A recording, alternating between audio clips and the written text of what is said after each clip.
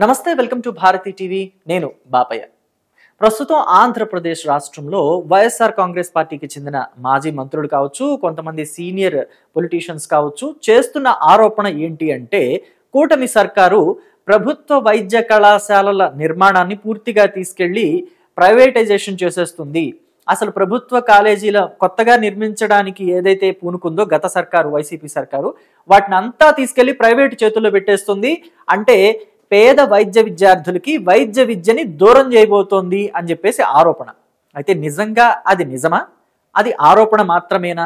అసలు ఆ ఆరోపణలో ఎంతవరకు పస ఉంది అనేది మనం ఇప్పుడు చూద్దాం. అయితే వాళ్ళు ప్రధానంగా చెప్తుంది ఏంటి?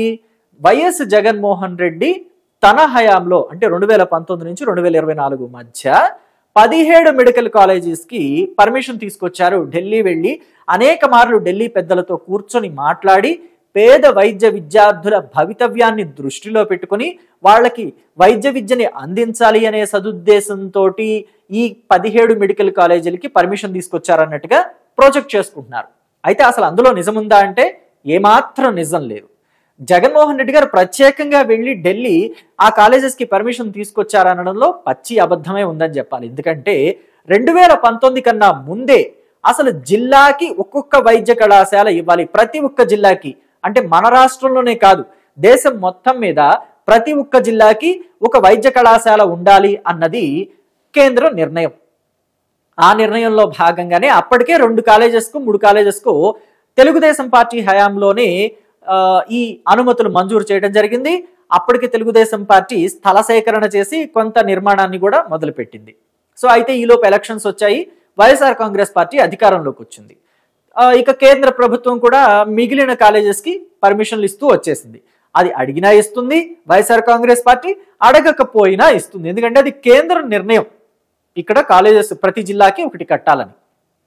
అయితే ఎక్కడెక్కడ కట్టుకోవాలి అనేది మాత్రం ఇక్కడ రాష్ట్రంలో ఏ పార్టీ అధికారంలో ఉంటే వాళ్ళ నిర్ణయం అవ్వచ్చు.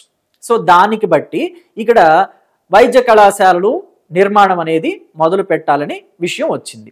సో 17 కాలేజెస్కి వైద్య కళాశాలలకి నిర్మాణం మొదలు పెట్టాము అని చెప్పేసి వైఎస్ జగన్మోహన్ రెడ్డికి సంబంధించిన పార్టీ నేతలు చెప్తున్నమాట. అయితే వాటిలో ఎన్ని పూర్తయ్యాయి అంటే 5 మాత్రమే. ఆ 5లో కూడా 2 తెలుగుదేశం పార్టీ కొంత మొదలుపెట్టింది. స్థల సేకరణ అనేది మేజర్. సో స్థల సేకరణ చేయటమే మేజర్ అనుకుంటే కొంతవరకు నిర్మాణం కూడా చేపట్టింది. ఆ తర్వాత అధికారంలోకి వచ్చిన వైఎస్ఆర్ కాంగ్రెస్ పార్టీ మిగిలిన 3 కళాశాలలకి సంబంధించి ఆల్రెడీ కొంత భవనాలు ఉన్న ప్రాంతం ఏదైతే ఆ వైద్య కళాశాలకి సంబంధించి హాస్పిటల్స్ ఉన్న ప్రాంతం ఉందో ఆ హాస్పిటల్ ఉన్నదాన్ని ఇంకా ఎక్స్టెన్షన్ చేసింది. అంటే రెసిడెన్షియల్ బిల్డింగ్స్ కట్టి, ల్యాబులు కట్టి, అలాగే మిగిలిన సౌకర్యాలు ఏవైతే ఉంటాయో వాటిని ఏర్పాటు చేసి మెడికల్ కాలేజెస్గా తీర్చిదిద్దింది. అందులో ఎటువంటి అనుమానం లేదు. మొత్తం 5 కళాశాలలు పూర్తయ్యాయి. అవి ఏమేంటి అంటే రాజమండ్రిలో ఒకటి, విజయనగరంలో ఒకటి, ఏలూరులో ఒకటి, మచిలీపట్నంలో ఒకటి, నంద్యాలలో ఒకటి. ఈ 5 కళాశాలలు వైఎస్ఆర్ కాంగ్రెస్ పార్టీ హయాంలోనే మొత్తం అంటే అరాకొరా పనులు కావచ్చు, లేకపోతే 60% పనులు కావచ్చు, మొత్తం మీద చేపట్టి వాటిని పూర్తి చేసి అడ్మిషన్స్ కూడా ఓపెన్ చేశారు, క్లాసులు కూడా స్టార్ట్ అయినాయి. Very good. కానీ మిగిలిన 12 కాలేజీల సంగతి ఏంటి? వాటిల్లో ఎంతవరకు పనులు పూర్తయ్యాయి? 5 సంవత్సరాల్లో మీరు ఎందుకని చేయలేకపోయారు? ప్రైవేటైజేషన్కి ఇవ్వటం తప్పనుకుంటే మీరు మీ 5 సంవత్సరాల టెన్యూర్లో ఎందుకని వీటిని పూర్తి చేయలేకపోయారు? అంటే పేద విద్యార్థుల మీద మీకు ప్రేమ లేదా? నిజంగా పేద విద్యార్థుల మీద వైఎస్ జగన్మోహన్ రెడ్డికి, ఆయన పార్టీకి, ఆయన పార్టీలో నేతలకి అంత ప్రేమ ఉంటే వైఎస్ జగన్మోహన్ రెడ్డి హయాంలో ప్రభుత్వ కళాశాలల్లో ప్రైవేట్ మేనేజ్మెంట్ కోటా అనే విధంగా ఒక జీవోని ఎందుకు తీసుకొచ్చారు? అంటే గవర్నమెంట్ మెడికల్ కాలేజెస్లో మేనేజ్మెంట్ కోటా అంటే గవర్నమెంట్ మెడికల్ కాలేజెస్లో సీట్లను కూడా అమ్ముకోవచ్చు అని ఒక జీవోని పాస్ చేసినట్టే కదా. సో దాన్ని ఎలా ఆమోదించారు ఆ పార్టీ నేతలు? గతంలో వైద్య శాఖ మంత్రిగా ఉన్న విడుదల రజనీ కూడా నిన్న మొన్న ప్రెస్ మీట్లో మాట్లాడుతూ ప్రస్తుత కూటమి సర్కారు తీసుకున్న నిర్ణయాన్ని తీవ్రంగా వ్యతిరేకించి అసలు జగన్మోహన్ రెడ్డి గారిని అయితే వైద్య పితామహుడు లాగా ఒక ఎలివేషన్ ఇచ్చారు. సో అంత ఎలివేషన్ కరెక్టా? అంత జగన్మోహన్ రెడ్డి గారి హయాంలోనే మొత్తం అంతా మెడికల్ కాలేజెస్లో మేనేజ్మెంట్ కోటా సీట్లు తీసుకురావటం అంటే పేద విద్యార్థులకి అందాల్సిన ఫలాలు అందకుండా చేసి వాళ్ళను వైద్య విద్యకి దూరం చేయటం కాదా? సో దీన్ని ఏమనాలి? అయితే ఇక మిగిలిన కళాశాలలు 12 ఏవైతే ఉన్నాయో వాటిలో ఎంతవరకు పనులు పూర్తయ్యాయి? మొత్తం అన్నిటిలో కలుపుకుంటే యావరేజ్గా 30-40% పనులే. పేదవారికి వైద్యాన్ని అందించారు.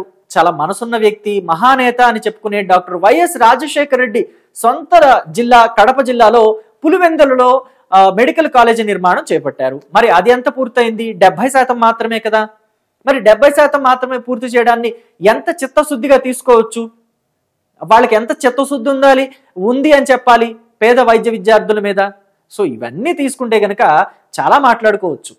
కానీ ఇక్కడ వైద్య కళాశాలలు కంప్లీట్గా 100% పూర్తి చేసి పేద విద్యార్థులకి ఆ విద్యని అందుబాటులోకి తీసుకురావాలి అంటే పీపీపీ విధానం అనివార్యమైపోయింది. కారణం ఏంటంటే గత సర్కారు చేసిన అప్పులు రాష్ట్రాన్ని దివాళాకోరు వైపు పరుగులు తీయించారు. ఏవైతే కొత్త అప్పులు పుట్టాలి అంటే కూడా కష్టంగా మారిన సందర్భం. మరి ఇలాంటి సందర్భంలో పీపీపీ విధానంలోకి వెళ్ళటం ప్రభుత్వానికి ఇప్పుడు తప్పనిసరి అయిపోయింది. సో ఈ పీపీపీ విధానంలో కూడా ఏ కంపెనీలు పడితే వాళ్ళని, ఎవరిని పడితే వాళ్ళని తీసుకోవడం లేదు కదా. కేవలం స్వచ్ఛంద సంస్థలు ఏవైతే ఉన్నాయో, లాభాపేక్ష లేకుండా పనిచేసే సంస్థలు ఏవైతే ఉన్నాయో వాటిని మాత్రమే తీసుకుంటున్నారు. మొత్తం అంటే కాలేజీని మొత్తం ప్రైవేట్ పరం చేసేయడం లేదు. ఇక్కడ పీపీపీ విధానం అంటే పబ్లిక్ అండ్ ప్రైవేట్ ఇద్దరి ప్రమేయం ఉంటుంది. అంటే గవర్నమెంట్ ప్రమేయం కూడా ఈ కాలేజీల మీద ఉంటుంది. గవర్నమెంట్ ప్రమేయం ఉందంటే యథేచ్ఛగా సీట్లు అమ్ముకోవడానికి ఏమన్నా యాక్సెప్ట్ చేస్తుందా గవర్నమెంట్? చెయ్యదు. సో ఇప్పటి వరకు గవర్నమెంట్ మెడికల్ కాలేజెస్లో సీట్లు ఎన్ని ఉన్నాయంటే 150 సీట్లు లేదా 160 సీట్లు, 140 సీట్లు, అంటే సుమారుగా 150 వేసుకోవచ్చు. సో ఈ 150 సీట్లు కాకుండా పీపీపీ విధానంలో కాలేజీలు అత్యాధునికమైన సౌకర్యాలతో కట్టబోతున్నారు కాబట్టి 200 సీట్లకు పెంచుకుంటారు. 200 సీట్లకు పెంచుకుంటే ఆ పెంచిన 50 సీట్లు 40 సీట్లు ఏవైతే ఉన్నాయో అది మేనేజ్మెంట్ కోటా తీసుకుంటుంది. సో కాలేజీ నిర్మించినందుకు గాను లేకపోతే అక్కడ వసతులు ఏర్పాటు చేసినందుకు గాను మరి వాళ్ళు ఆ మేనేజ్మెంట్ కోటా సీట్లని వాళ్ళు అమ్ముకుంటారు. సో దాంట్లో ఎక్కడ తప్పుంది? ఎక్కడ విధానం కరెక్ట్గా లేదని అనుకోవాలి?